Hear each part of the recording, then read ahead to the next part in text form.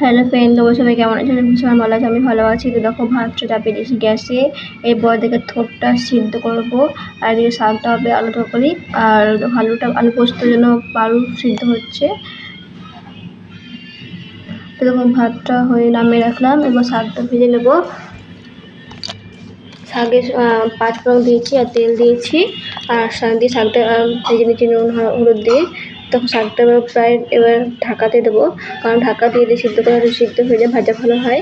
দেখো সিদ্ধ হয়ে গেছে, এরপর ভালো করে ভেজে নেবো, নামিয়ে নেবো শাকটা। এদিকে আলুটা সিদ্ধ হচ্ছে, তো শাকটা নামিয়ে নিলাম। এই দেখো আলু পোস্ত হবে, আলু পোস্ত করার জন্য প্রথমে তেল দিয়েছি কড়াই, তারপর 5 ফোড়ন, টমেটো, কাঁচা লঙ্কা দিয়েছি, আলুগুলো দিয়ে দিয়েছি, আর পোস্তটা বেটে রেখেছি। তো দেখো প্রায় হয়ে গেছে ভাজা।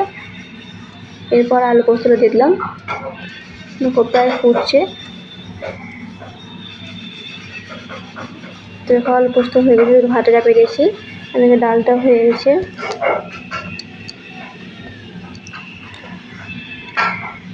ডাল পোস্ত হয়েছে, কড়াইতে তেল দিয়েছি, 5 ফোড়ন দিয়েছি, আর মোচাটা করে নেবো।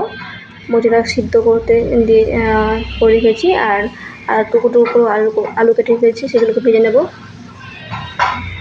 এরকম ভাজা প্রায় হয়ে গেছে, এরপর দিয়ে দিলাম মোচাগুলো।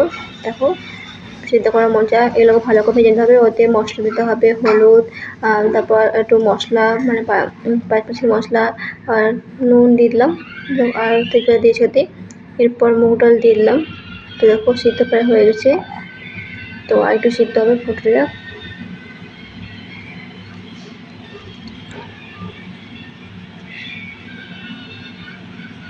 এরকম মোচা সিদ্ধ তরকারিটা হচ্ছে, আর এদিকে ওলটা সিদ্ধ করে রেখেছি, আলু পোস্ত, ওল সিদ্ধ, আর ভেন্ডি সিদ্ধ,